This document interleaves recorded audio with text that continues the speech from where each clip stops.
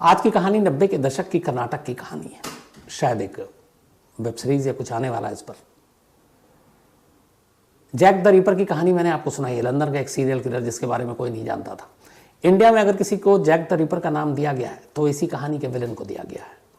उमेश रेड्डी इस कहानी का विलन है। एक ऐसा विलन, फिर वहां पे बात हमारे कानून की भी आती है। बरसों हो गए, इंतजार कर रहा है कि वो कब फांसी पे चढ़ेगा, लेकिन वो तारीख ही नहीं आ रही है जिस तारीख पर उसको फांसी पे चढ़ाया जाए। ये वो सीरियल किलर है जो एक तरह से दिमागी रूप से उसके बारे में क्या कहें। कुछ एक नया शब्द आया था कि ये ट्रांस ड्रेसर है, मतलब अपोजिट सेक्स के कपड़े पहनने का जिसको शौक होता है। तो ये लड़कियों के, महिलाओं के अंडरगारमेंट्स पहना करता था। बल्कि जब कई बार गिरफ्तार हुआ और पुलिस ने तलाशी ली तो अंडरगारमेंट्स अंदर महिलाओं के ही पहने हुआ था। जब इसके घर पे दबिश दी गई, वहाँ से कपड़ों का गट्ठर मिला जिसमें सारे महिलाओं के अंडरगारमेंट्स और कपड़े थे। 3-4 बार पुलिस को चकमा देकर ये भागा, और जब ये भागा पुलिस कस्टडी से, इसने तब 2-3 और मर्डर और रेप किए। तो अगर पुलिस की भी लापरवाही ना होती, इसको ढंग से पकड़ा रहा होता, तो शायद 8-10 लोगों की तो जान बच जाती। गुजरात, कर्नाटक, जम्मू कश्मीर, इन सब जगहों पे इसने वारदात की। बाकायदा CRPF में नौकरी की, उसके बाद भाग कर आया।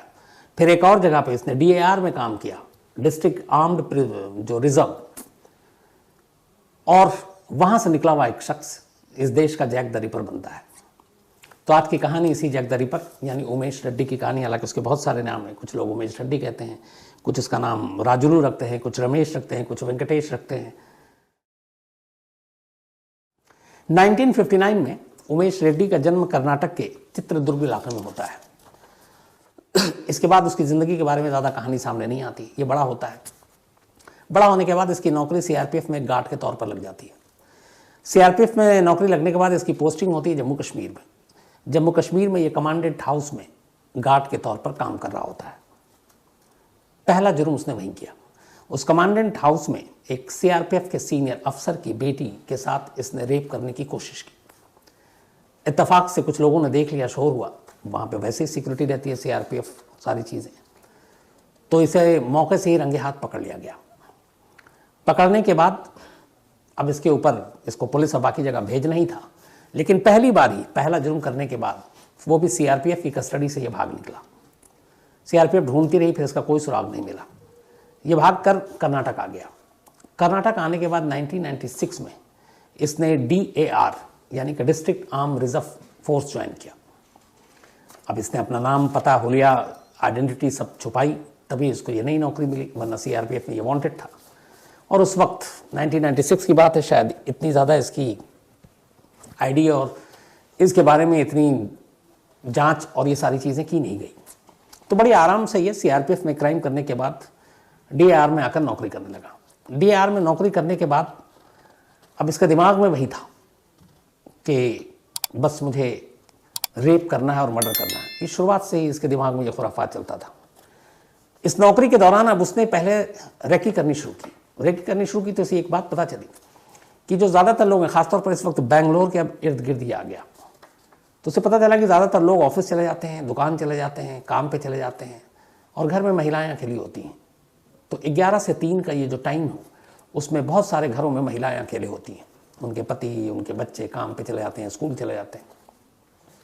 उसने 11 से 3 का ही ये समय फिक्स किया अपने शिकार के लिए, और इसके बाद ये किसी न किसी घर में, जहाँ पहले ये दिन में रेकी करता, पता कर लेता कि इस घर में ये महिला अकेली है। उसके बाद ये वहाँ पहुँचता। पहुँचने के बाद पता पूछने के बहाने किसी फर्जी नाम लेता कि यहाँ कहाँ रहते हैं, या पानी प्यास लगी है।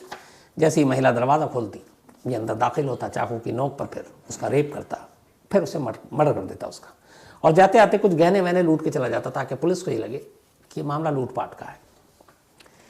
इसने एक के बाद एक ऐसी कई वारदातों को अंजाम दिया, लेकिन कड़ियाँ पुलिस जोड़ नहीं पा रही थी, इसलिए अब तक पता नहीं था कि इस शहर में एक सीरियल रेपिस्ट या किलर घूम रहा है। लेकिन धीरे धीरे जब ऐसे इंसिडेंट बढ़ने लगे, तो कहते हैं बेंगलोर के आसपास लोगों में एक दहशत फैल गई।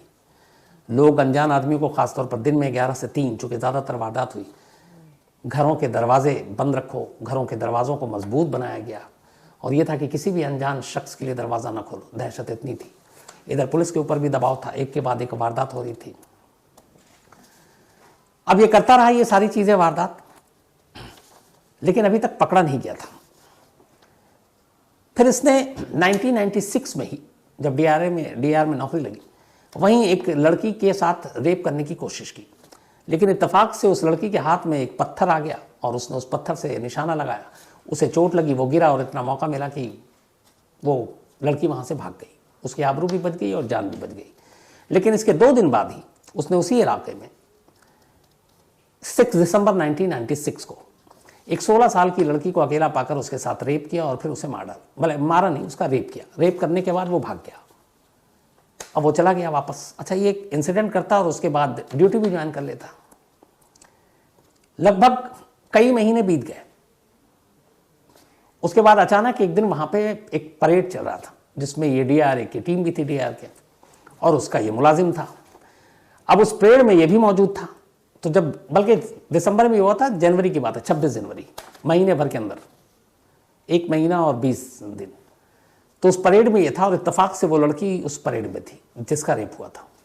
परेड में उसने उसको देखा कि ये तो उसका रेपिस्ट, उसका बलात्कारी है। उसे यकीन नहीं हुआ। 16 साल की लड़की। उसने फ़ौरन वहाँ पे जो मौजूद थे सिक्योरिटी स्टाफ और ये लोग, उनको बताया कि मेरा रेप हुआ और इस रेप में शामिल एक शख्स यहाँ परेड में हिस्सा ले रहा है।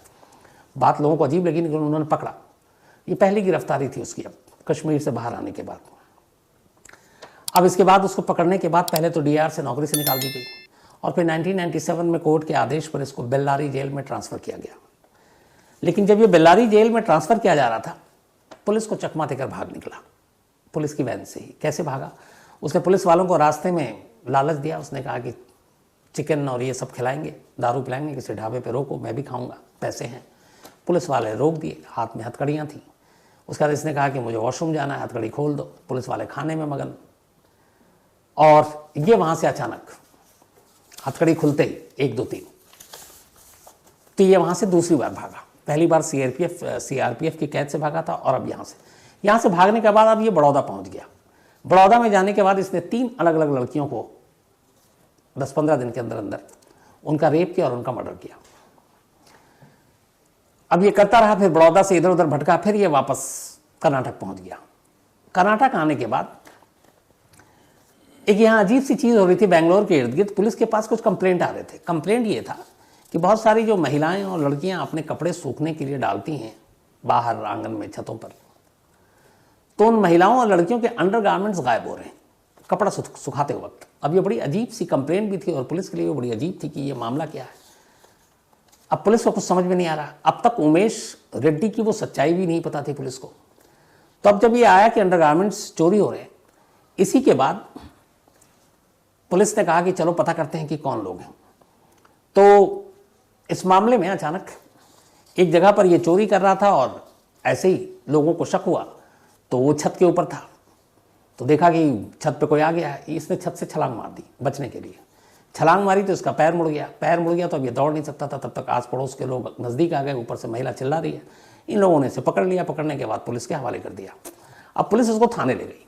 जब थाने ले जाके उससे पूछताछ हुई तो ये था कि अब चूंकि अंडरगारमेंट की चोरी हो रही है, तो पुलिस ने कहा कि तुम यहाँ क्या कर रहे थे। पहले तो ये मना करता रहा। फिर पुलिस ने कहा कि अच्छा, तो अपने कपड़े उतारो। जब उसने अपनी पैंट उतारी तो पुलिस ने देखा कि ये लड़कियों के अंडरगारमेंट्स पहने हुआ। अब पुलिस को बड़ा अजीब लगा। फिर पुलिस ने उसका घर पूछा। उसके बाद घर पे पुलिस ने दबिश दी। वहाँ कपड़ों की गठरी मिली और उसमें सारे लड़कियों के अंडरगारमेंट्स रखे थे। अब पुलिस को ये लगा, इसके बाद फिर पुराने केसेस जो थे, फिर पता चला कि ये वो है जो भागा था, डीआर में काम करता था। तो इसको फिर, हालांकि इसने शुरुआत में जब पकड़ा गया तो इसने अपना नाम बताया कुछ और, कि मेरा नाम रमेश है। लेकिन फिर ये सारी चीज़ें, पुराने केस खुले तो पता चला कि नहीं, ये तो रेड्डी है और कई रेप और मर्डर केसेस में वांटेड है। तो फिर इसको पकड़कर अब पुलिस ने अदालत के सामने पेश किया और पेश करने के बाद इसको जेल में भेज दिया गया। जेल जाने के बाद अब ये एक बार फिर से बाहर निकलता है पेशी के लिए और पुलिस की हिरासत से भाग जाता है। अब पुलिस परेशान कि ये मामला क्या है, ये बार बार भाग रहा है। उधर लोगों में ये है कि एक serial rapist, serial killer Jack the Ripper अब तक नाम दिया गया है और ये इस तरीके से यहाँ से भाग रहा है। तो पुलिस की लापरवाही पर भी उंगलियां उठी। लेकिन भागने के बाद उसने फिर एक रेप किया और फिर मर्डर किया। इस दौरान में उसने एक इनकम टैक्स के बड़े अफसर की वाइफ का भी मर्डर किया। अब जब ये इनकम टैक्स की वाइफ की मर्डर की खबर आई तो फिर और भी ज़्यादा सनसनीखेज खबर बन गई, हेडलाइन खबर चल रही है। तो अब ये हुआ कि इसके पीछे लोग पड़ गए, लेकिन अब ये 1999 में भागा था आखिरी बार। अब इसके बाद इसको पुलिस तलाश रही है, मिल नहीं रहा है। लेकिन फिर इसके बाद पुलिस ने इसको एक बार और पकड़ा, और इस बार एक रेप और मर्डर करने के बाद जा रहा था। इस दौरान में इसकी इतनी दहशत हो गई थी कि बहुत सारी जगह पे इसकी तस्वीरें पुलिस ने अब छपवा कर पोस्टर चिपकवा दिए थे। तो उधर पुलिस की मुसीबत ये हो गई कि जैसे ही जरा सी भी किसी की शक्ल हूबहू उमेश रेड्डी से मिलती, वो लोग पुलिस को फ़ोन मिला देते, घंटी बजने लगती और कहते कि हमने यहाँ देखा। पुलिस की टीम अलग अलग इलाकों में पहुँच रही है, पता चल रहा है कि दिखने में तो वैसा है लेकिन ये वो शख्स नहीं है। तो यहाँ पुलिस की मुश्किल ये भी थी। और ये जब जब कस्टडी से भागता तब तब रेप करता और मर्डर करता। 17 मई 2002 आखिरी बार ये गिरफ्तार हुआ। गिरफ्तारी भी उसकी ऐसी हुई कि एक ट्रेन से बेंगलुरु पहुंचा। चूंकि ये क्राइम करने के बाद कुछ दिन के लिए फिर बेंगलुरु से निकल जाता है, इधर उधर भागता, गुजरात जाता और कहीं जाता। तो हमेशा वारदात करने के बाद पुलिस को चकमा देने के लिए बेंगलुरु छोड़ देता, लेकिन फिर मामला ठंडा होते ही वापस आ जाता। ऐसे ही 17 मई 2002 को ये वापस कुछ दिन बाहर रहने के बाद बेंगलुरु लौट रहा था ट्रेन से लौटने के बाद ये यशवंतपुर रेलवे स्टेशन पे उतरता है। और यशवंतपुर रेलवे स्टेशन पर उतरने के बाद क्लॉक रूम में स्टेशन पर ही अपना सामान जाकर जमा कर देता है। सामान जमा करने के बाद रात के करीब 8 बजे का वक्त था। स्टेशन से बाहर निकला, इसे अपने थोड़े अब हुलिया चेंज करना था, बाल वाल कटाने थे, शेप बनाना था। तो स्टेशन के बाहर ही एक सैलून था, उस सैलून में ये पहुंच जाता है और वहाँ अपने बाल वाल कटा रहा होता है। लेकिन तभी एक ऑटो ड्राइवर ने उसको सैलून के अंदर जब दाखिल होते हुए देखा तो उसे लगा कि ये वही उमेश रेड्डी है, क्योंकि अब तक उसके पोस्टर सारी जगह पे बट रहे थे। उसके नाम की इतनी दहशत हो चुकी थी कि महिलाएं घर में दिन में अकेले किसी को घर में अपने अनजान शख्स को घुसने तक नहीं देती थी। तो उस ऑटो ड्राइवर ने फ़ौरन ने नज़दीक में एक पुलिस वाला था, उसको इन्फॉर्म किया कि जिस उमेश रेड्डी की तलाश है वो सैलून में बैठा हुआ है। अब पुलिस वालों को पता चला तो वो फ़ौरन एक पूरी टीम आनन फानन में पहुंचती है और सैलून में घेर कर उमेश रेड्डी को गिरफ्तार कर लेती है। 2002 में उसकी गिरफ्तारी हुई और शुक्र है कि उसके बाद फिर वो कभी जेल से नहीं भागा।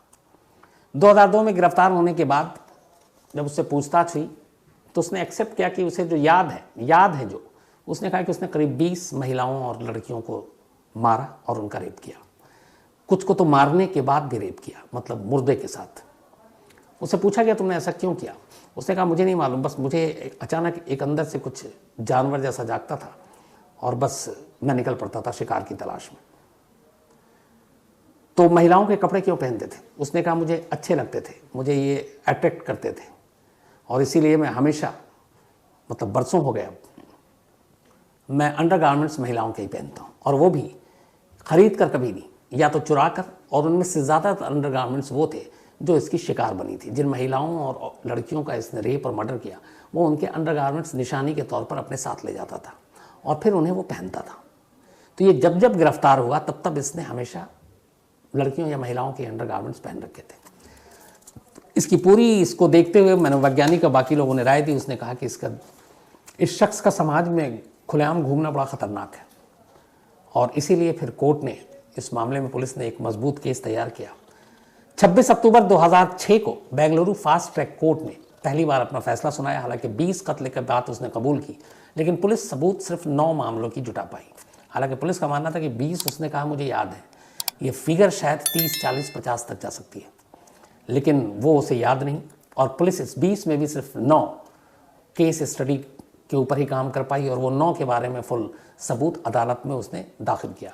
उन सबूतों को देखते हुए, 20 में से 9 कत्ल और रेप को देखते हुए 26 अक्टूबर 2006 को बेंगलुरु फास्ट ट्रैक कोर्ट ने उमेश रेड्डी को फांसी की सजा सुनाई। इसके बाद हालांकि उसने तब अदालत में कहा कि मैं ये सब कुछ पैसे की खातिर करता था, मैं रेप और उसके लिए नहीं करता था, मेरी माँ बीमार थी, मुझे पैसे चाहिए। लेकिन अदालत ने कहा कि तुम जब जब पुलिस कस्टडी से भागे 3-4 बार, तब तब तुमने रेप भी किया और मर्डर भी किया। अगर खाली मर्डर हो तो और लूटपाट हो तो समझ में आता है कि तुम्हारा मोटिव कुछ और है, लेकिन अगर माँ की मदद करनी और पैसे चाहिए तो फिर रेप क्यों? ये बात कन्विंस नहीं हो पाई अदालत, और इसीलिए उसे सजाए मौत हुई। 6 में यह आया फास्ट ट्रैक कोर्ट का मामला। इसके बाद मामला 2007 में कर्नाटक हाई कोर्ट में पहुंचा। कर्नाटक हाई कोर्ट में 2 जजों की डिवीज़न बेंच के पास ये मामला पहुंचा। अब दोनों जो जज थे, इसे फांसी देनी है कि नहीं देनी है, इस पर उनकी राय बटी हुई थी। एक की थी कि देनी चाहिए और एक की थी कि नहीं, इसको उम्र कैद में बदल देनी चाहिए।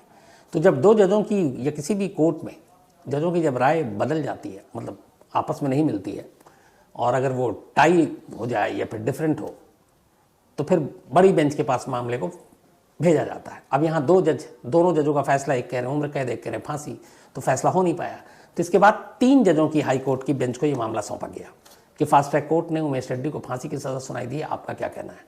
तो 3 जजों की जब बेंच के पास ये मामला गया, तो 3 जजों की बेंच ने बहुमत से 3-0 से उमेश रेड्डी के गुनाहों को देखते हुए उसे फांसी की सज़ा देने के निचली अदालत के फैसले पर मुहर लगा दी और कहा कि इसकी मतलब सज़ा घटाने का कोई मतलब नहीं बनता, इसे सज़ाए मौत ही मिलनी चाहिए।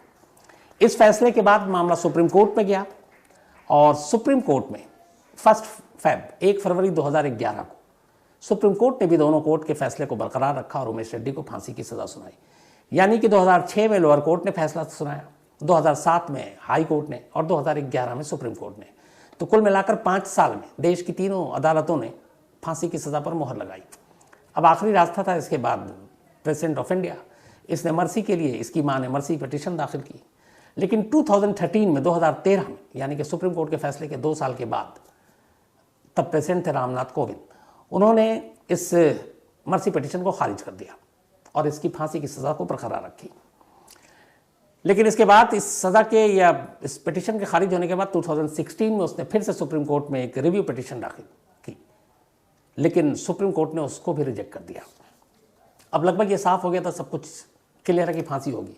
तभी इसने एक और चाल चली, इसने हाई कोर्ट में एक और पिटीशन लगाई और पिटीशन ये थी कि उसकी दिमागी हालत ठीक नहीं है, वो इसी वजह से ये सारे रेप मर्डर करता था। लेकिन कोर्ट ने फिर सारे मेडिकल और ये सारे रिपोर्ट मंगाए, दस्तावेज देखे, और 2021 में उसकी उस अपील को भी खारिज कर दिया 2021 में। अभी हम 2022 में बैठे। अब सारे कानूनी रास्ते, सारी चीज़ें बंद हो गई थी, लेकिन फिर इसने एक और स्पेशल अपील कर दी सुप्रीम कोर्ट में 2020 की शुरुआत में। और ये जो हाई कोर्ट पे उसने कहा था कि मानसिक हालत उसकी ठीक नहीं है, हाई कोर्ट ने रिजेक्ट कर दिया, ये उसी के ऊपर सुप्रीम कोर्ट पहुंच गया। अब सुप्रीम कोर्ट में ये मामला पेंडिंग है, अभी फैसला नहीं आया, और ये वहीं कर्नाटक में जेल में बंद है उमेश रेड्डी। तो जो फैसला 2006 से 11 तक देश की तमाम अदालतों ने दे दिया, 13 में प्रेसिडेंट ऑफ इंडिया ने उसकी दया याचिका खारिज कर दी, फिर उसने कानून का अलग अलग सहारा लिया, खेल खेला, और आज मतलब 13 के बाद आज कितने 9 साल हो गए हैं, अभी भी उसकी एक अर्जी सुप्रीम कोर्ट में लटकी हुई है, और इसीलिए उमेश रेड्डी को फांसी नहीं दी जा सकी है। मतलब जो इंडियन जैक द रिपर, जिसकी वजह से एक ज़माने में बेंगलोर में दहशत का आलम था, वो शख्स जिसको 2002 में गिरफ्तार किया गया, 20 साल हो गए उस हिसाब से, अगर आप देखें 20 ईयर्स, 20 साल में भी उसके गुनाहों की सज़ा अब तक नहीं दी जा सकी। कई बार कानून और सुस्त रफ्तारी और इस तरह के फैसलों में देरी को लेकर हम लोग उंगलियां उठाते रहते हैं।